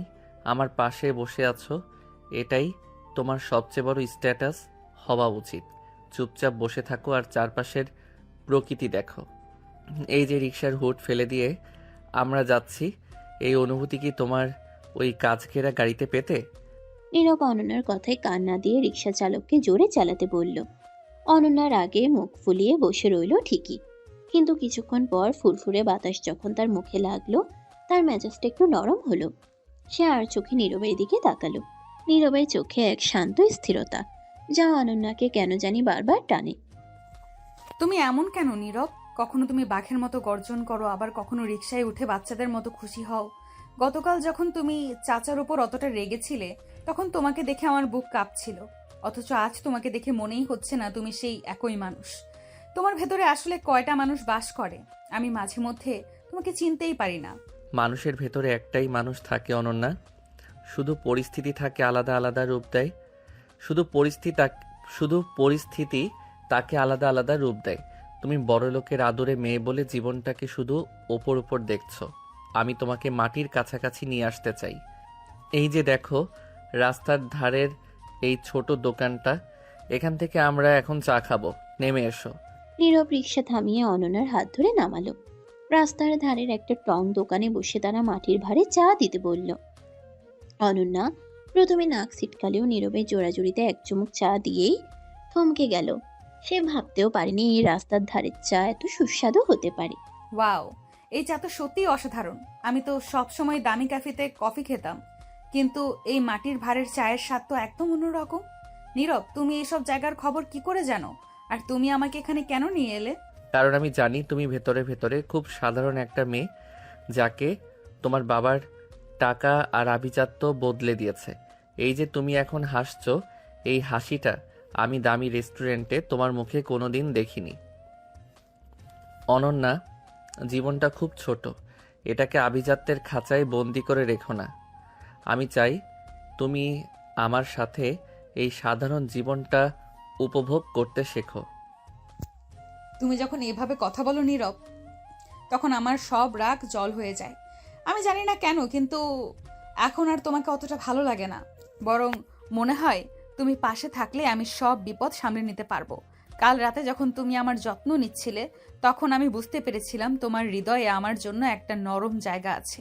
তুমি কি আমাকে সত্যি ভালোবাসো, নাকি এটা কেবলই তোমার জিদ? ভালোবাসা আর জেদ কি আলাদা কিছু অনন্যা? আমার জেদটাই তো তোমার প্রতি আমার ভালোবাসা। আমি তোমাকে হারিয়ে যেতে দিতে চাই না বলেই তো এত নাটক করছি। এখন চলো, তোমাকে একটা জায়গায় নিয়ে যাব যা তোমার খুব পরিচিত, কিন্তু তুমি হয়তো সেটা ভুলেই গেছো।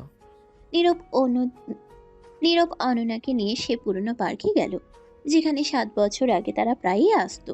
পার্কে সেই পুরনো বকুল গাছটা এখনো দাঁড়িয়ে আছে। অনন্যা গাছটা দেখা মাত্রই স্মৃতিকাতর হয়ে পড়ল। তার মনে পড়ে গেল সেই দিনগুলোর কথা, যখন সে আর নীরব এখানে বসে ঘন্টার পর ঘন্টা গল্প করত। নীরব, এটা তো আমাদের সেই পুরনো জায়গা। তুমি এখনো এই জায়গাটার কথা মনে রেখেছো? আমি তো ভেবেছিলাম তুমি এসব কবেই ভুলে গেছো। এই গাছের নিচে বসেই তো তুমি আমাকে প্রথম একটা গোলাপ দিয়েছিলে। আজ কেন আমাকে এখানে নিয়ে এলে নীরব? কারণ আমি চাই তুমি তোমার সেই পুরনো সত্তাকে ফিরে পাও। আজ থেকে আমাদের কোনো আভিজাত্যের লড়াই নেই। আমি চাই তুমি আমাকে একজন সাধারণ নীরব হিসেবে দেখো, কোনো ভয়ঙ্কর প্রতিশোধ পরায়ণ যুবক হিসেবে নয়। অনন্যা, আমি কি সেই আগের জায়গাটা ফিরে পেতে পারি তোমার মনে? তুমি তো আমার মনে সারাক্ষণই আছো নীরব, শুধু আমি সেটা স্বীকার করতে ভয় পেতাম। তোমার এই জেদ, এই অ্যাগ্রেসিভ আচরণ আর এই গভীর যত্ন সবকিছুই আমাকে তোমার দিকে টানছে। আমি হয়তো আগে বুঝতে পারিনি, কিন্তু এখন আমি বুঝতে পারছি আমি তোমাকে ছাড়া অসম্পূর্ণ। তুমি কি আমাকে এইভাবেই আগলে রাখবে সারা জীবন? আগলে তো রাখবই, তবে আমার কিছু শর্ত আছে। তোমাকে আমার এই সাধারণ জীবনের সাথে মানিয়ে নিতে হবে। কোনো বিলাসিতা নয়, শুধু ভালোবাসা দিয়ে আমাদের এই সংসারটা গড়তে হবে। রাজি তো? তোমার সাথে আমি কুঁড়ে ঘরে থাকতেও রাজি আছি নীরব, শুধু তুমি আমার পাশে থেকো। আমি আজ প্রথম অনুভব করছি যে সুখ আসলে টাকাতে নয়, সুখ আছে প্রিয় মানুষের হাত ধরে রিকশায় ঘোরার মধ্যে। অনন্যা নীরবের কাঁধে মাথা রাখল। পার্কের বকুল ফুলগুলো তাদের উপর ঝরে পড়ছে। অনন্যার মনে নীরবের প্রতি যে ভালো লাগা জন্মেছিল, তা আজ এক পূর্ণতা পেতে শুরু করেছে। নীরব, তুমি কি জানো তুমি একটা আস্ত অসভ্য? এই 7 সকালে আমার পার্সোনাল ডায়েরিটা পড়ার পারমিশন তোমাকে কে দিয়েছে? আর ওখানে আমি কি লিখছি না লিখছি সেটা নিয়ে হাসার সাহস তুমি পাও কোথা থেকে? ওটা এখনই টেবিলের উপর রাখো বলছি, নইলে আজ তোমার কপালে দুঃখ আছে। অনন্যা মাত্র গোসল শেষ করে ভেজা চুলে রুমে ঢুকে দেখে নীরব বিছানায় উপর হয়ে শুয়ে অনন্যার পুরনো একটা ডায়েরি পড়ছে আর মিটিমিটি হাসছে। অনন্যা তোয়ালে দিয়ে চুল মুছতে মুছতে রাগে অগ্নি শর্মা হয়ে নীরবের দিকে এগিয়ে এলো। নীরব ডায়েরিটা মাথার উপর তুলে ধরে আরো জোরে হাসতে শুরু করলো।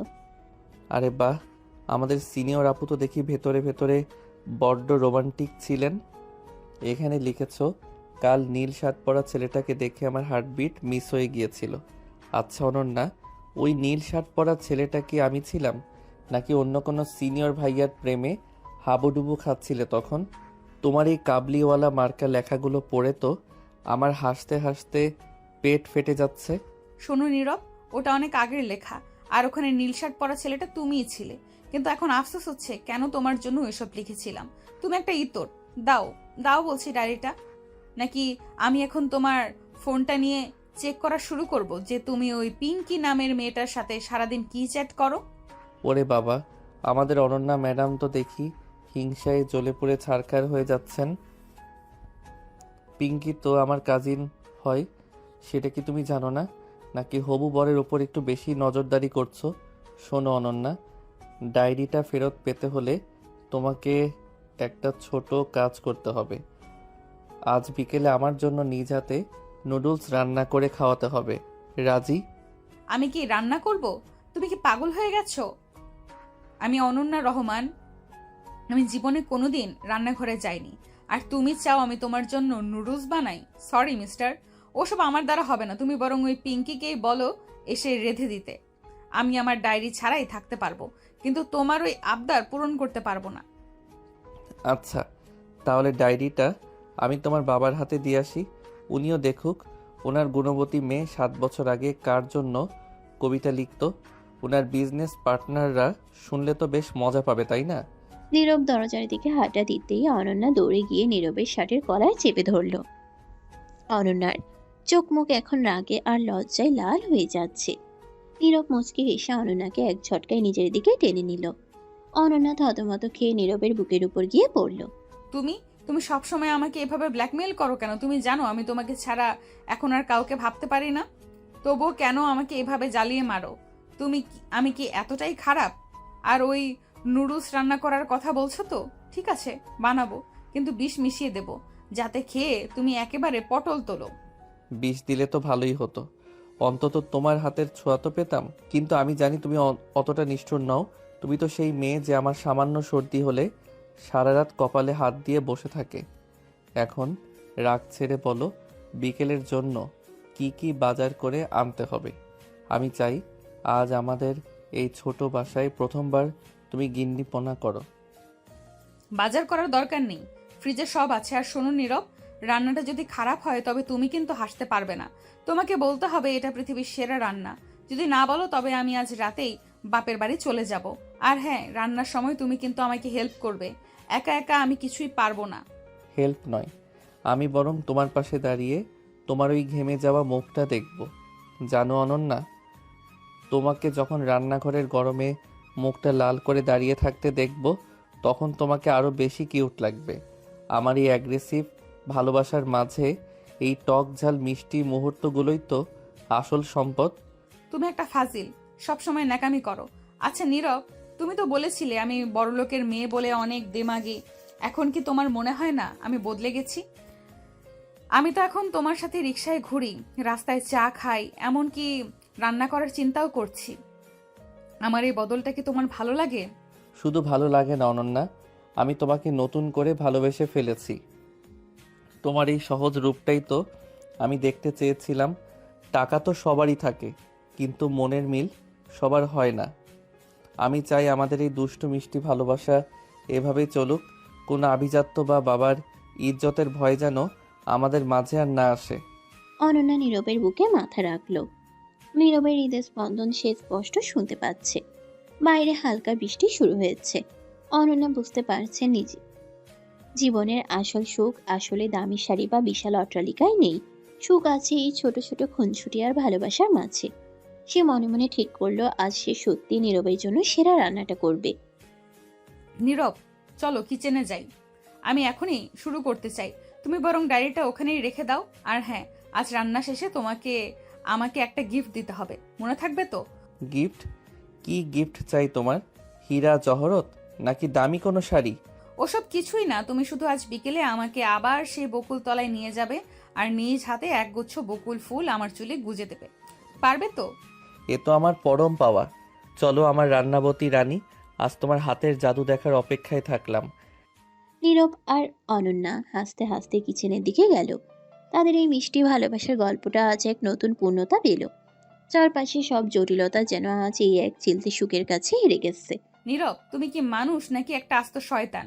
আমি এখানে কষ্ট করে নুডলস রান্না করছি আর তুমি পেছন থেকে এসে আমার চুলের বেনিটা খুলে দিলে। এই দেখো, সব চুল এখন মশলার বাটিতে পড়ে যাচ্ছে। তোমাকে বলেছিলাম না রান্নাঘরে আমাকে হেল্প করতে। হেল্প করো তো দূরের কথা, তুমি তো আমার কাজ আরো বাড়িয়ে দিচ্ছ। যাও এখান থেকে, আজ তোমাকে আমি কিচ্ছু খেতে দেবো না। অনন্যা রান্নাঘরে দাঁড়িয়ে খুন্তি নাড়ছে আর ঘামছে। নীরব দরজায় হেলান দিয়ে দাঁড়িয়ে মিটিমিটি হাসছে। অনন্যার কপালে জমে থাকা ঘাম আর আগুনের তাপে লাল হয়ে যাওয়া মুখটা দেখে নীরবের খুব মায়া লাগছে, আবার দুষ্টুমি করতেও ইচ্ছে করছে। নীরব ধীর পায়ে এগিয়ে গিয়ে পিছন থেকে অনন্যার কোমর জড়িয়ে ধরল। রাগী বউদের রান্না নাকি খুব স্বাদ হয়, আজ তার প্রমাণ পাবো। আর চুল খুলে দিয়েছি কারণ তোমাকে এই এলোকেশী রূপেই বেশি সুন্দর লাগে। রান্নার মশলার চেয়ে তোমার গায়ের ঘ্রাণ আমাকে বেশি টানে অনন্যা। তুমি কি জানো এই মুহূর্তে তোমাকে ঠিক কতটা মোহনীয় লাগছে? মনে হচ্ছে কোনো এক রূপকথার রানী ভুল করে আমার এই ছোট্ট কিচেনে ঢুকে পড়েছে। রাখো তোমার ওসব কবি কবি কথা। তেল ছিটে আমার হাতে লেগেছে, সেটা কি তোমার চোখে পড়ছে না? তুমি শুধু পারো আমাকে জ্বালাতে। শোনো নীরব, আমি কিন্তু এখনো তোমার উপর রেগে আছি। কাল রাতে তুমি আমার পারমিশন ছাড়া কেন আমার ফোন থেকে তোমার ওই পিঙ্কি কাজিনকে ব্লক করে দিলে? ওটা তো আমার পার্সোনাল ম্যাটার ছিল। তুমি কি ভাবো আমি এখনো সেই আগের অবুঝ মেয়েটাই আছি? পিঙ্কিকে ব্লক করেছি কারণ ও তোমাকে আজে বাজে কথা বলছিল। আমি থাকতে আমার বউকে কেউ ছোট করে কথা বলবে, সেটা আমি সহ্য করব না। আর পার্সোনাল ম্যাটার বলে আমাদের মাঝে কিছু নেই অনন্যা। তুমি যা, আমিও তা। এখন এই ঝগড়া থামিয়ে নুডলসটা প্লেটে বারো তো। পেটে একদম ইঁদুর দৌড়াচ্ছে। যদি স্বাদ না হয় তবে কিন্তু আজ রাতে তোমার শাস্তি হবে। কিসের শাস্তি শুনি? তুমি কি আবার আমাকে বৃষ্টির মধ্যে দাঁড় করিয়ে রাখবে? ওসব পুরনো টেকনিক আর চলবে না মিস্টার। এখন আমি জানি তোমাকে কিভাবে কাবু করতে হয়। রান্না শেষ, এখন টেবিলে গিয়ে বসো। আর হ্যাঁ, খেয়ে যদি একটাও খুদ ধরো তবে আজ থেকে 1 সপ্তাহ তোমার সাথে আড়ি। একদম কথা বলবো না তোমার সাথে। নীরব আর অনন্যা ডাইনিং টেবিলে বসে খাওয়া শুরু করলো। অনন্যা খুব উৎসুক হয়ে নীরবের মুখের দিকে তাকিয়ে আছে। নীরব 1 চামচ মুখে দিয়ে চোখ বন্ধ করে গম্ভীর হয়ে রইল। অনন্যার বুক ধকধক করছে। সে ভাবছে হয়তো রান্নাটা খুব খারাপ হয়েছে। কি হলো নীরব? কিছু তো বলো। নুন বেশি হয়েছে নাকি ঝাল? কথা বলছো না কেন? একদম মুখ কালো হয়ে আছে যে। অনন্যা, তুমি তো দেখি জাদুকর। আমি ভেবেছিলাম তুমি সব পুড়িয়ে ছারখার করে দেবে, কিন্তু এটা তো রেস্টুরেন্টের শেফদের চেয়েও ভালো হয়েছে। তুমি কি সত্যি প্রথমবার রান্না করলে, নাকি তলে তলে আগে থেকেই প্র্যাকটিস করতে? উফ, আমার তো বিশ্বাসই হচ্ছে না আমি এত স্বাদের রান্না খাচ্ছি। সত্যি বলছো তো, নাকি আমাকে পাম দিচ্ছ? ইস, আমি তো ভয়েই মরে যাচ্ছিলাম। দেখো নীরব, আমি তোমার জন্য কত কি করতে পারি। শুধু তুমি আমার সাথে একটু মিষ্টি করে কথা বলবে। আমি যখন ওই অ্যাগ্রেসিভ লুকটা নিয়ে তুমি যখন ওই অ্যাগ্রেসিভ লুকটা নিয়ে আমার দিকে তাকাও, তখন আমার খুব ভয় লাগে। আমি চাই আমার স্বামী সবসময় হাসি খুশি থাকুক। আমার ওই অ্যাগ্রেসিভ রূপটা ছিল তোমাকে পাওয়ার জন্য, আর এখন এই শান্ত রূপটা তোমাকে সারা জীবন আগলে রাখার জন্য। খাওয়া তো শেষ, এখন চলো বেলকনিতে যাই। আজ চাঁদটা খুব সুন্দর উঠেছে। আমাদের জীবনের এই নতুন শুরুর প্রথম রাতটা আমি অন্যভাবে কাটাতে চাই। নীরব অনন্যার হাত ধরে বারান্দায় নিয়ে এলো। বাইরে ফিনফিনে জ্যোৎস্না আর হালকা ঠান্ডা বাতাস। অনন্যা নীরবের কাঁধে মাথা রেখে আকাশের দিকে তাকিয়ে রইল। তাদের মাঝখানে সব দ্বিধা আর দ্বন্দ্ব আজ যেন এই চাঁদের আলোয় ধুয়ে মুছে সাফ হয়ে গেছে। নীরব, 7 বছর আগে আমরা যখন এই স্বপ্নটা দেখতাম, তখন কি ভেবেছিলাম আমাদের মাঝে এত ঝড় আসবে? আমি কতবার ভেবেছি তোমাকে ঘৃণা করব, কিন্তু প্রতিবারই তোমার ভালোবাসার কাছে হেরে গেছি। তুমি আমাকে শুধু ভালোবাসোনি, তুমি আমাকে নতুন করে বাঁচতে শিখিয়েছো। আজ আমি সত্যিই খুব সুখী। ঝড় না আসলে তো আমরা এই শান্তির গুরুত্ব বুঝতাম না। অনন্যা, তুমি আমার জীবনের সেই ধ্রুবতারা, যাকে ছাড়া আমি পথ হারিয়ে ফেলতাম। আজ এই জ্যোৎস্না সাক্ষী, আমি তোমাকে কোনো দিন একা হতে দেব না। তোমার ওই বড়লোক বাবার রাজত্ব নয়, আমি আমার এই ছোট্ট ঘরে তোমাকে রানীর মতো করে রাখবো। নীরব, তুমি কি জানো তোমার ওই জেদটা আমাকে তোমার প্রতি সবচেয়ে বেশি আকর্ষণ করেছিল? তোমার ওই শাসন, ওই ভালোবাসা, সব কিছুই আমার খুব আপন মনে হয়। আজ রাতে আমার আর কোনো চাওয়া নেই, শুধু চাই তুমি এভাবেই সারা জীবন আমার হাতটা ধরে থেকো। নীরব অনন্যার চিবুক ধরে নিজের দিকে মুখটা তুলল। অনন্যার চোখে তখন ভালোবাসার জল টলমল করছে। নীরব আলতো করে অনন্যার কপালে একটা চুমু খেলো। সেই স্পর্শে অনন্যার শরীরের ভেতর দিয়ে একটা বিদ্যুৎ খেলে গেল। সে বুঝতে পারলো দীর্ঘ প্রতীক্ষার পর আজ তারা সত্যি এক হয়েছে। অনেক কথা হলো অনন্যা, এবার একটু নীরবতা আসুক। আমাদের এই মিলন যেন কোনোদিন শেষ না হয়। আমি তোমাকে ভালোবাসি, আমার জীবনের শেষ নিঃশ্বাস পর্যন্ত ভালোবাসবো। আমিও তোমাকে অনেক ভালোবাসি নীরব। তুমি আমার জীবন, তুমি আমার সব। চলো আজ আমাদের এই সুন্দর রাতটাকে চিরস্মরণীয় করে রাখি। নীরব অনন্যাকে পাজা কোলা করে তুলে নিল এবং ঘরের ভেতরে নিয়ে এলো। জানালার পর্দাগুলো বাতাসের দোলায় নাচছে। অনন্যা নীরবের গলা জড়িয়ে ধরে তার চোখের দিকে তাকিয়ে আছে, যেখানে আজ শুধু প্রেম আর গভীর মমতা। সব ঝগড়া, সব মান অভিমান আর সব বাধা পেরিয়ে আজ তারা এক মধুর মিলনে লীন হলো। রাত বাড়ে, কিন্তু তাদের ভালোবাসার গল্পটা যেন কেবল শুরু হলো। এই পৃথিবীর সব কোলাহল থেকে দূরে তারা একে অপরের মাঝে খুঁজে পেল এক পরম স্বর্গ।